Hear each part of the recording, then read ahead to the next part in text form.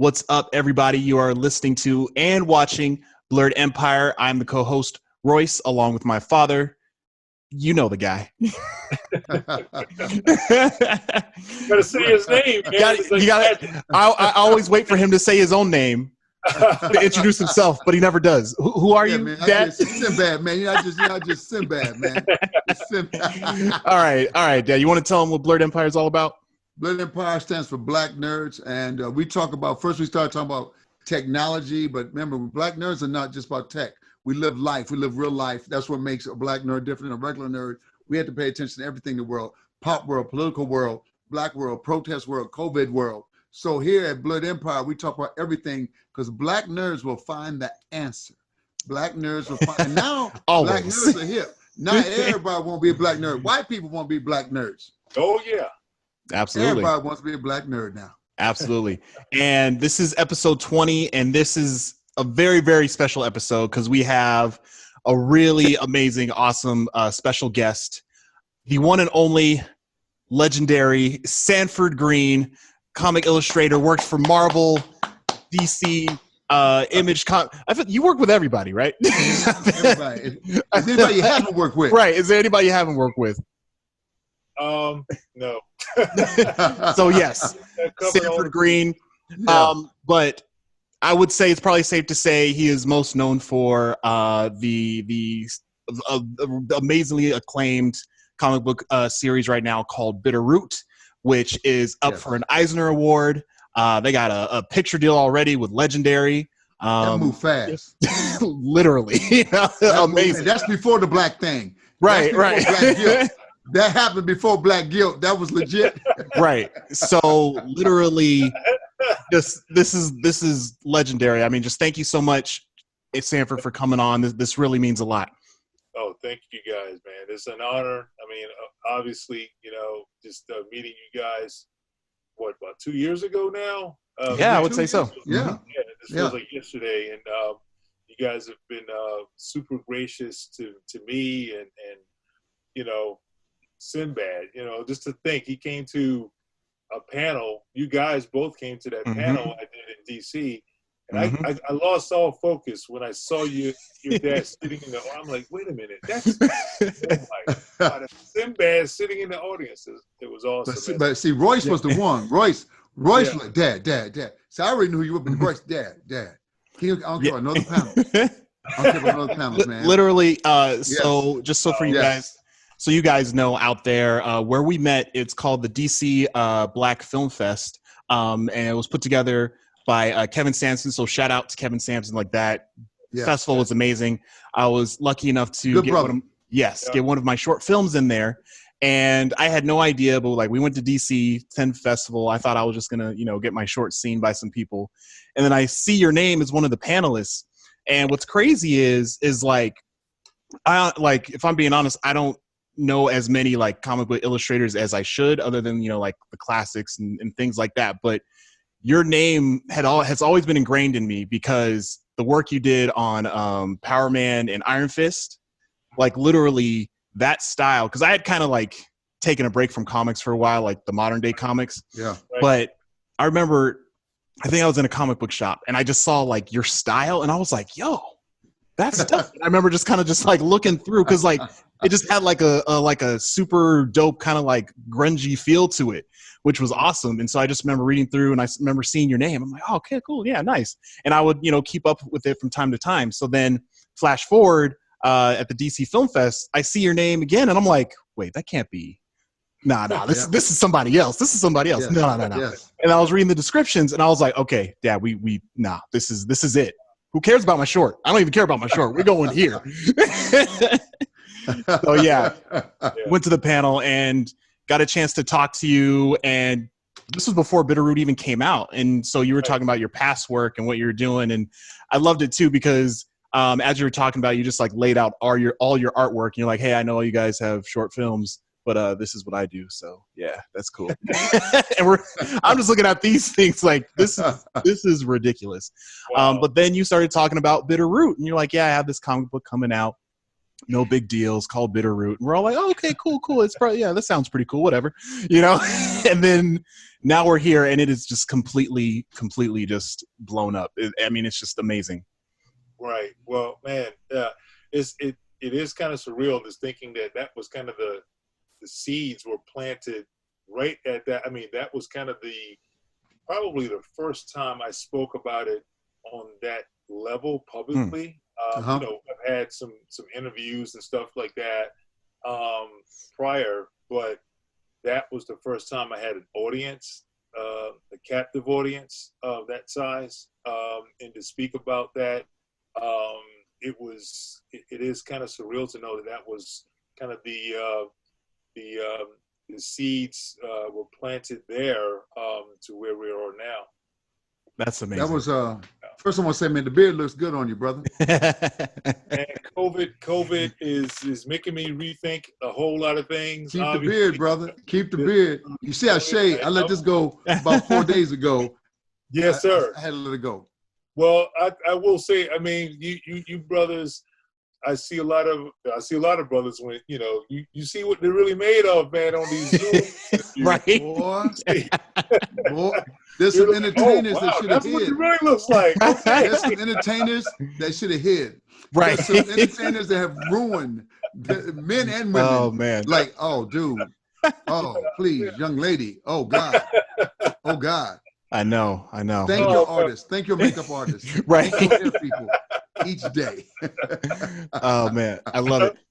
Oh, something I do want to point out, too, speaking of that film festival event, it's a little blurred out in the background, but if you can see to my right, that is your Bitterroot poster that you actually had at the event. And so I got it signed. And I'm so glad I did that, because now this is iconic. And then also, if I just scoot this way, I got Black Panther. Yeah. I got both of those right there. Oh, yeah. This is just, I got mine. I haven't framed them yet because I don't have an office like Royce. So I'm in temporary digs. So my wife has let me use this office. So I got to get all my stuff framed. When I finally have a place, a home. When I have a home. But you're letting me know everything I need to know, man. It's like, Sinbad doesn't have a room to himself, no man cave. Man, you know what? How long I've been trying to get the man cave, Royce? It's been a minute. Wow. See, we were divorced and we got back together in 2002. So I had a whole man house. So I brought my stuff here and I'm like this. I got to carve out a spot. Well, no, that's the guest room. No, that's for when friends come by. No, that's for family. Nope, it's for Royce. I'm like this. Well, I guess I'll just stand outside with a tent. Yeah, right. Garage, maybe. I don't know. Yeah. Royce got the garage. But I mean, you gotta, this is just temporary until we move out with the baby, and then and this is all yours. But you got prints in the back. You got your fedoras. You're doing good. Yeah, I know. I had to act like I'm here. Right. Whenever you feel like you have no space, just turn to that corner. Right. Like, hey man, what's up, Prince? Right, exactly. But yeah. But speaking of spaces, Sanford, you want to break down where you are at right now? Yeah. Well, old school. You guys ever seen one of these? Do you know that's what every Tuesday, Wednesday, when the comics came out in the 60s and 70s, man, I would run into those racks at the local drugstore to get the new edition, man. That's right. Yeah, man. I got this bad boy back about 3 years ago, man. This guy, he didn't know what he had, and I didn't let him know. I didn't tell him, hey, that thing is going for like $500 on eBay or online. Wow. And he gave it to me for like $20. I'm like, what? Thanks. Hell yeah. He thought it was trash, didn't he? Grabbed it there. Hey, one man's trash. One man's trash. But yeah, this right here is my spinner rack got some classics up here. I got this bad boy, a few of these actually. Man.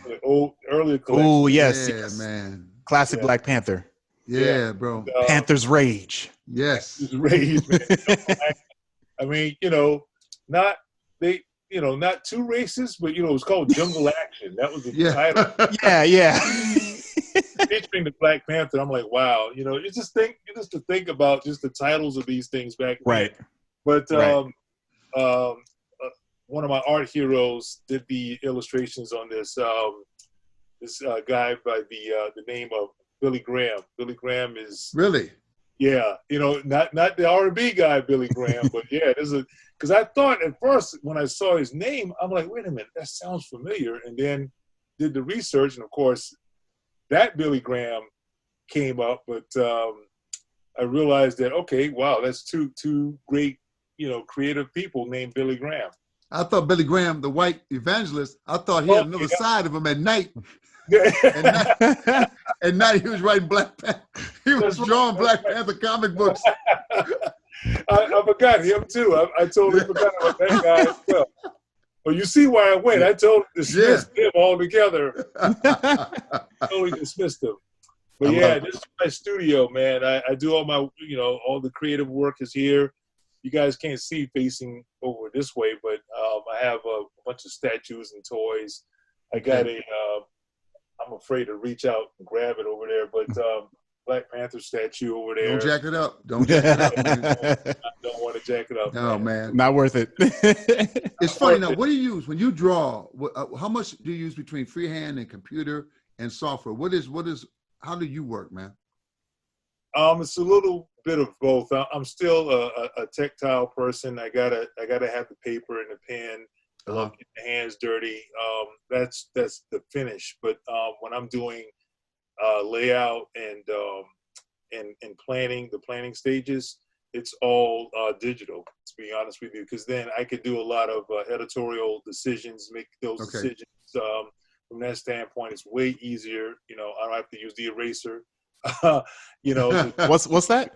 Exactly. What are you talking about? You spell that E. But yeah, that whole thing is, you know, it's a bit of both. But yeah, I'll do all my planning digitally and then finish it traditionally. Right now, currently, you're a sequential art instructor at Benedict College, which is your alma mater, right? Yes, sir. Giving back that education, trying to tell kids, because you told me so many stories, like I know how we messed up along the way. So you're giving that, hey man, there's a way to go about this. And they'll probably still make mistakes. But I think when they get the stories from us, they realize, wait a minute, he recovered from it. Right. And the main thing is that people know you can recover from anything.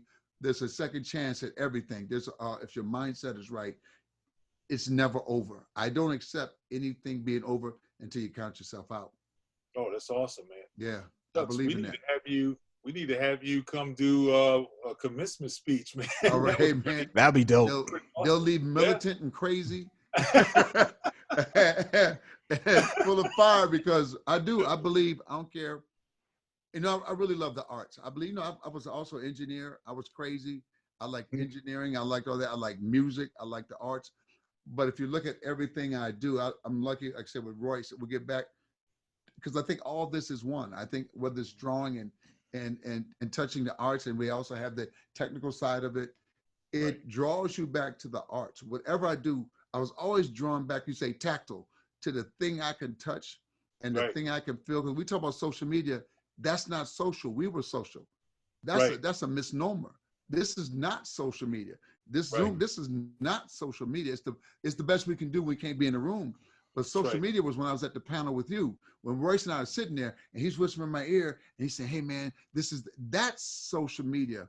Yeah. When I'm feeling the excitement from the other people in the room, when I read a comic book, you want somebody to be next to you. See, reading a comic book by yourself is not cool sometimes. Because I was a kid coming up, Sanford, we all said that we didn't have enough money to get all of them. So we put our money together and we all bought all the comic books and we passed around each other.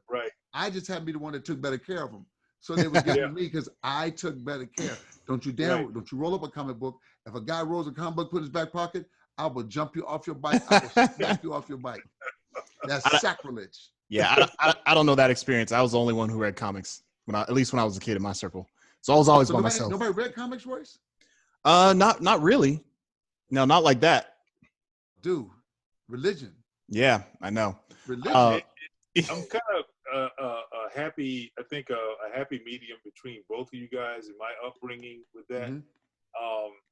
had a handful of friends, but you know, the majority of the guys and girls, they were into, you know, the things that were quote unquote popular, the sports, you know, music, what have you. But, and so I was into that stuff too. So, I mean, truth be told, I had two aspirations. If I wasn't going to do, the drawing was always there, the love for that stuff.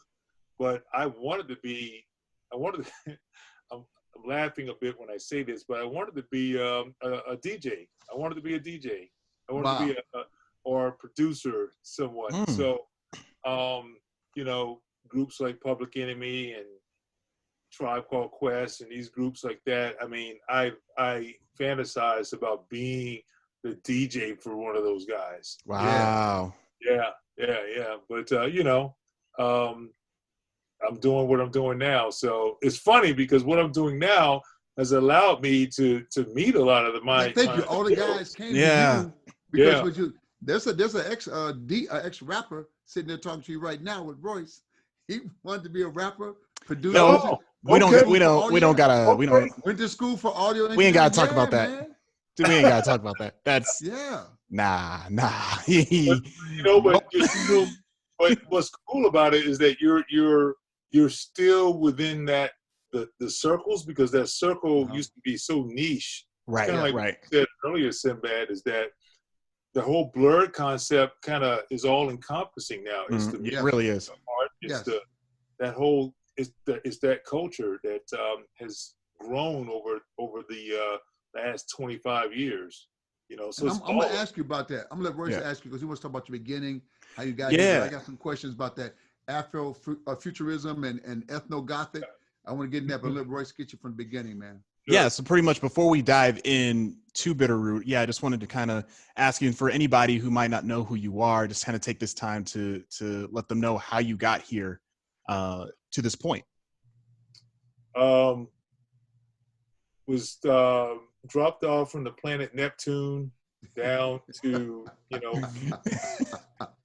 Earth on 1000 BC. I can believe it. Yeah, it's one of those things where, hey, why not? You know, I'm a comic book storyteller, so might as well make it. But seriously, I mean, I'm born in South Carolina, small town not too far from Charleston, South Carolina, by the name of Greeleyville, which is, you know, you can't exactly. Yeah. Wow. I don't know where that is.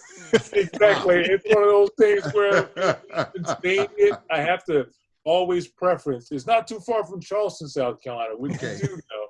Need that reference. Yeah, exactly. You know, it's just, barely, a stoplight in the town, that kind of thing. Most of the roads are still dirt roads down there, that kind of thing. Wow. But it's you're talking about just what we're going through as a country now, and to realize that so much of these rural areas hadn't changed, since your upcoming, so but that's just besides the point. But I grew up there, and it was one of those things where, like, the stuff that I was into, comics and animation, cartoons, if you will, Saturday morning, everyone was into that, the cartoons, but the comic thing didn't get my attention until I went to, I think back in those days, comics were pretty much everywhere. Dime stores is what they used to call them, the drugstores, gas stations, stuff like that. And I would notice these spinner racks in the corner, and by the candy or the ice cream or whatever. And I'm like, wow. It was like, I mean, even thinking about it now, just thinks about just how awesome it was back then, that you could walk to the store or ride your bike down to the local, gas station or whatever, grab yourself a popsicle, and there's a 25-cent comic there, and literally that's your day.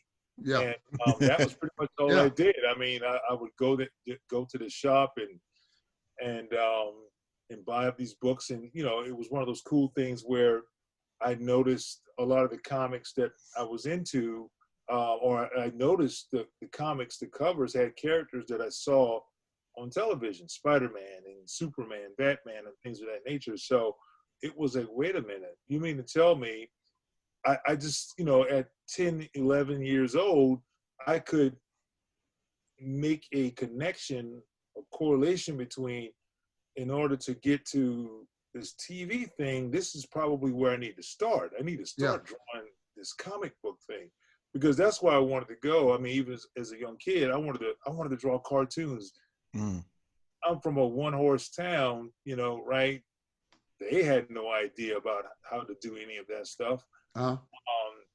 But for some reason, I just made that connection with the comic stuff. So I would draw like furiously on line paper, copying from comics. And through the years, I just started to grow and became more known as the guy that draws, and he can draw anything, quote unquote. So you always could draw. You always had the ability to draw.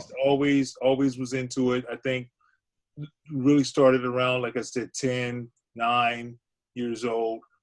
Got into grade school and then high school, and you know, that around that time I had already had a reputation, you know, throughout the town that I lived, that I was the guy that can do this stuff. And I think that was kind of the beginnings of me understanding the power of creativity for commerce. Like, I could actually make money doing this stuff. So I would do, you know, drawings for the local doctor in town that wanted to put up, you know, do some advertisements. So I was doing advertising art illustration as a junior, senior in high school, saving that money and using it to go towards college. I got a small scholarship, art scholarship, to go to Benedict, and that's where I met my mentor, which I'm gonna tell you guys, he's a bad dude. He's still bad right now. Yeah. His name is Tyrone. His name is Tyrone Jeter. I'll send you guys a link. I'm telling you, you're gonna want some of his work. I guarantee you, man. Okay. He does powerful stuff. He's still super active, politically, socially, man. He doesn't pull any punches, man. And but his illustration work is so rich and powerful. Has so much heart and imagination to go along with it. It's very much about empowerment for our people, but it has this incredible fundamentals behind it. Like, he taught me really how to see, how to truly illustrate. I'll never forget the first day I was in his class. I didn't know who he was.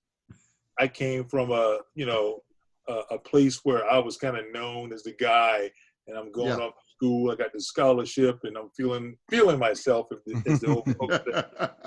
And you know, he saw some of, you know, he had everyone pull out their work. He looked at my work. He said, "You like comic books, don't you?"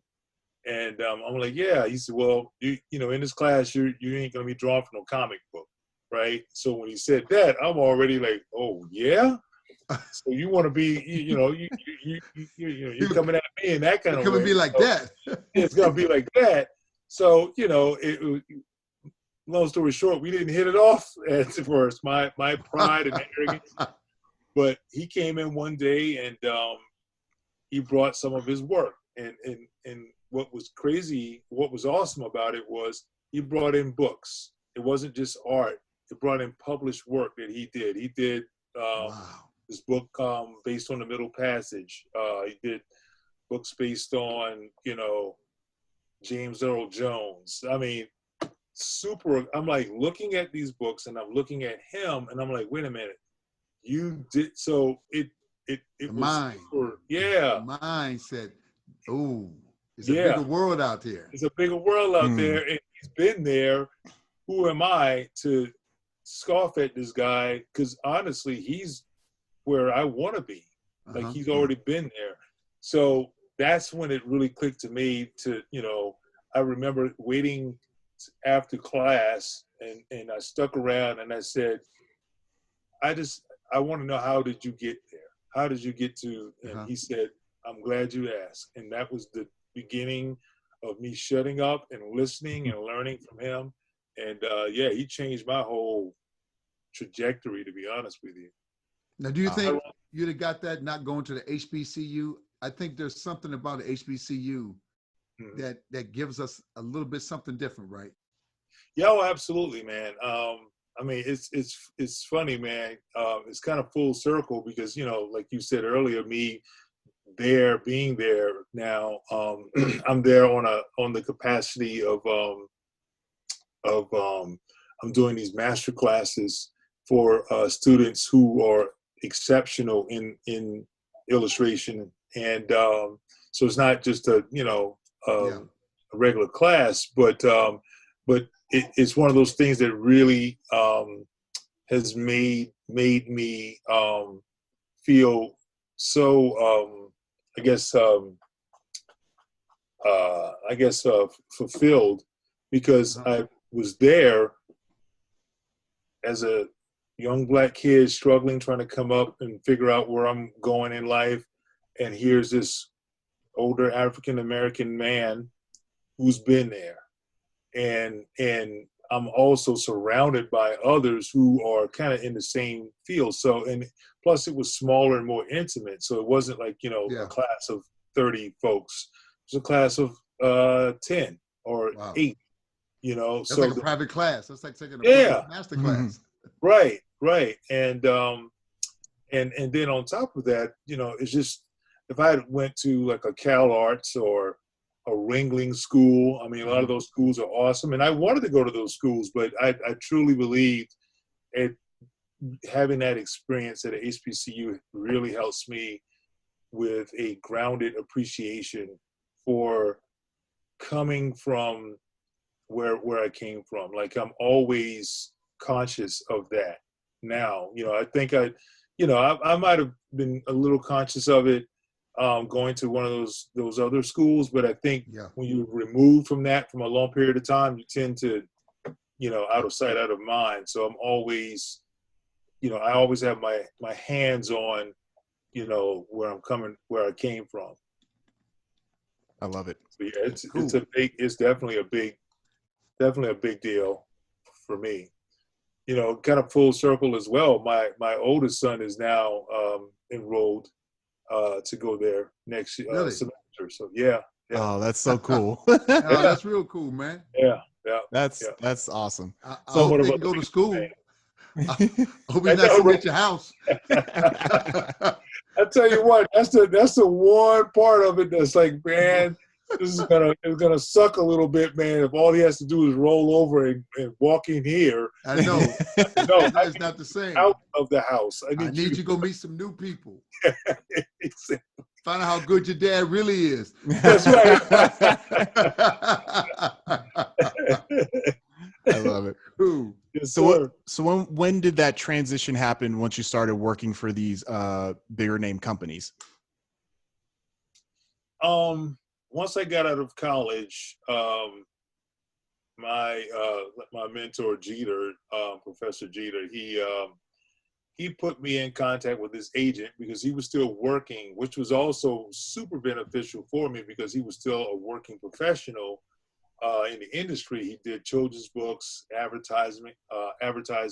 He never did the comic book thing, but he understood, and that his genre was still close enough to what I wanted to do. Okay. It's all publishing. And so he put me in contact with his agent. I got a few small jobs here and there, but I really understood around that time how serious you need to be to get into that industry. It's just like acting or any of those types of disciplines. You have to be really, really good, but also just timing. You got to be somewhat lucky. You got to have a break. And I got a break about maybe 3 years after I got out of school. I kind of bounced around. I did some actually my full-time job was graphic design. And then around that time, I was still, shopping my portfolio around. Was it frustrating during those 3 years before a break? Was any of it frustrating, saying, because I'm not doing the main thing I want to do? Was it frustrating at all? Oh, absolutely. It was frustrating while I was still in school. I didn't want to be in school. I wanted to get out. But I mean, having my professor there and knowing that he had already done it, that helped me because I didn't want to take, I remember my freshman year of college, I tried to take all art classes. They was like, you can't do that. What are you doing? You can only do that your senior year. I'm like, well, I'm not staying. I just want art classes. I don't want to, you know, I just want art classes. Once I'm done with that, I'm gone. I don't care about the degree or whatever. And I was just, I don't know what I was thinking. I mean, I was young. No, I thought the same way, bro. I'm like, just give me my core and let me get out of here. I don't need none of that stuff. All the eggs in one basket. Yeah, they all in one basket. I ain't about the other basket. But yeah, that's, you know, it was still, like you say, it was frustrating. You know, there were plenty of years. I will say this, every time, well, I'll share this story. I share it with students all the time.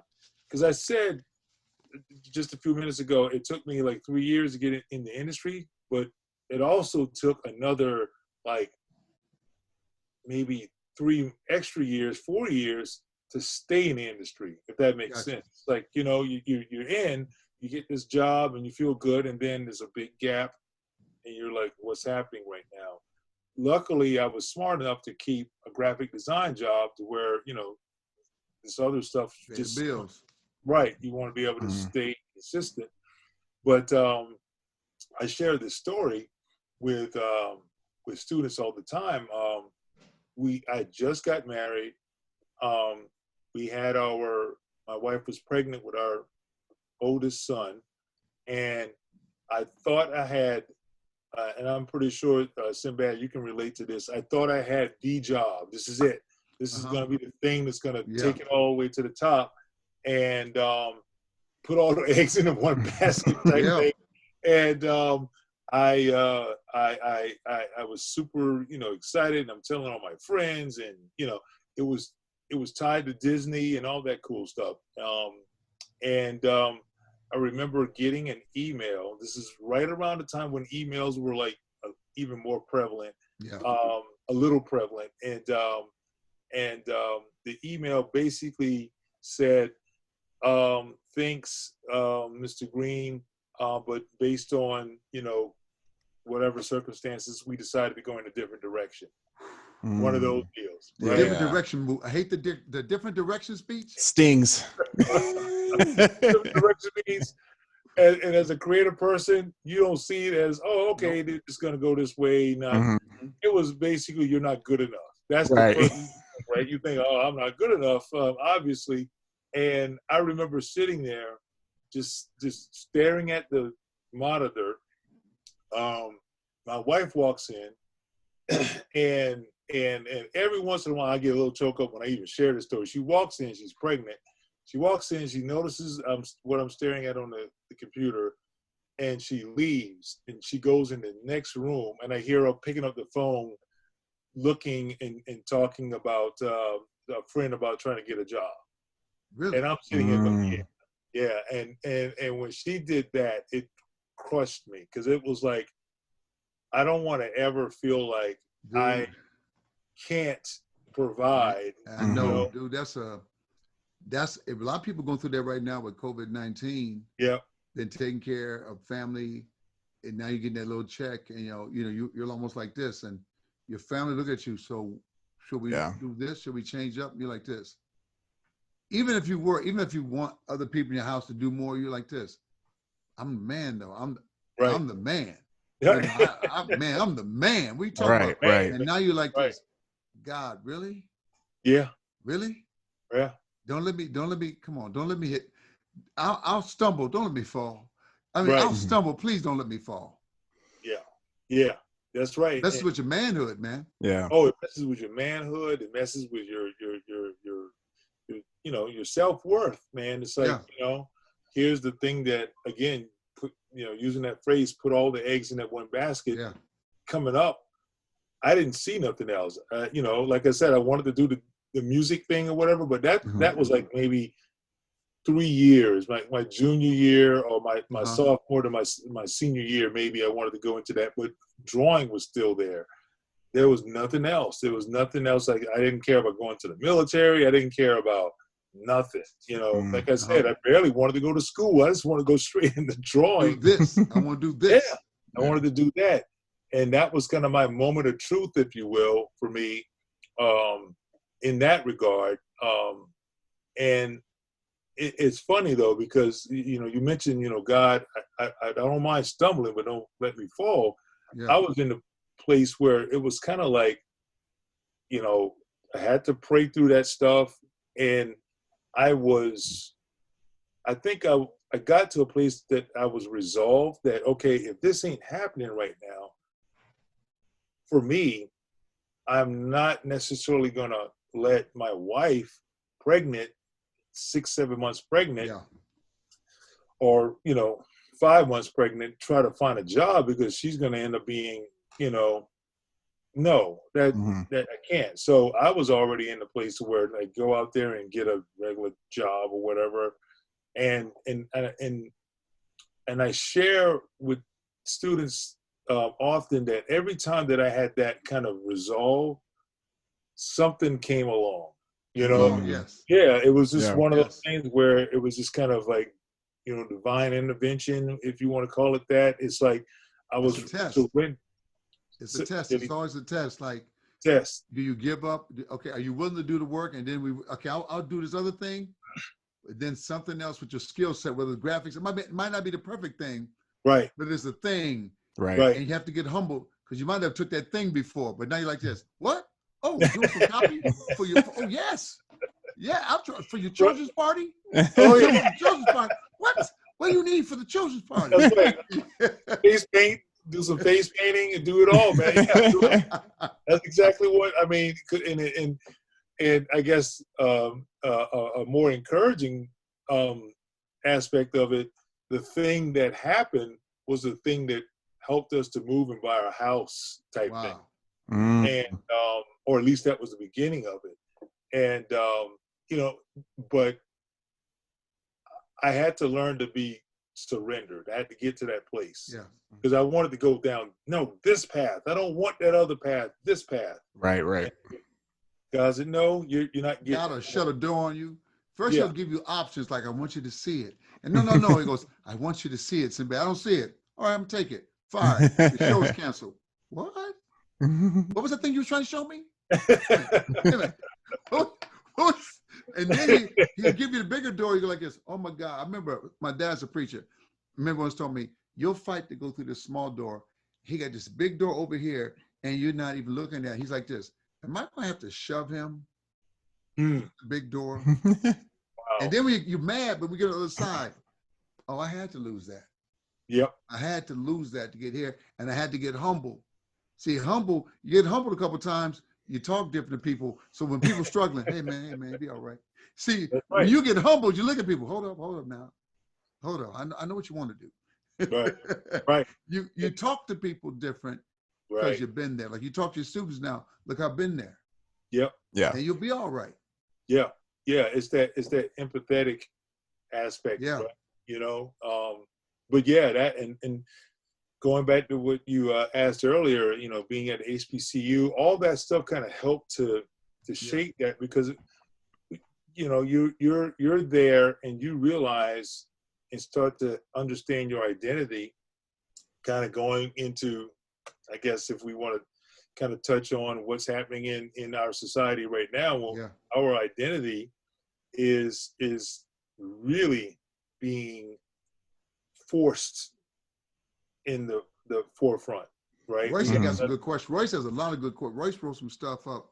Yeah. Dealing with go ahead, because I've been talking so much. Royce, take it. You wrote some great stuff up. Yes. Political aspects of it. Royce got so much cool stuff, man. So, man, Royce got so much good stuff, man. Yeah, and I definitely want to jump into that. He did research for you, brother. Royce went deep. I mean, he went deep, man. I'm sorry, man, because Sinbad started like no kind of thoughts there that made me think about no, this is good. I mean, this is part of the journey, and that's why I asked that question, is because I think it's important for people to hear some other artists out there to hear your story and your journey, and that it could possibly inspire them.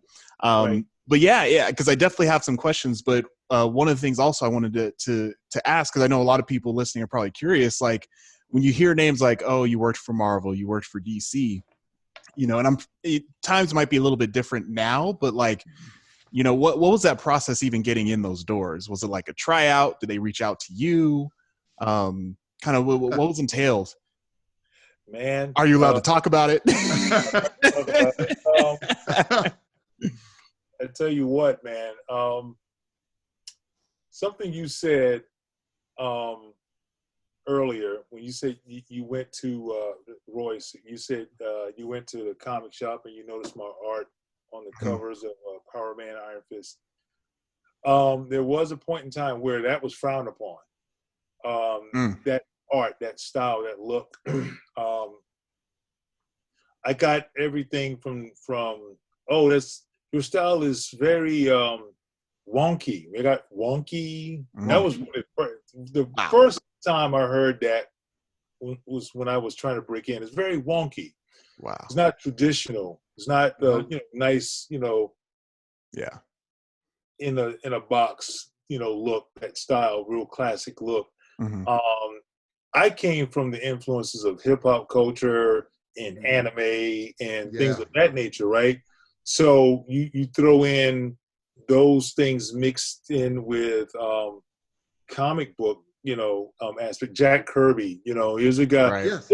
If you want to talk about a style that was not quote unquote appealing, it was very, his characters were a little grotesque, but it had so much power, so much life, so much energy. And again, I'm coming from influences like hip hop and anime, that's power, that's life, that's energy. So I'm drawing off of those things. And I'm not thinking about, I need to keep a certain look and style. I mean, I wasn't taught any of that. I just went off the stuff that spoke to me. Right. And started to put it into what I did. That's what most people do. Right. Unfortunately, I just happened to pick the wrong things to be interested in. Like if I was interested in, classic illustrations like Rockwell or something like that, maybe I would have gotten less of a pushback.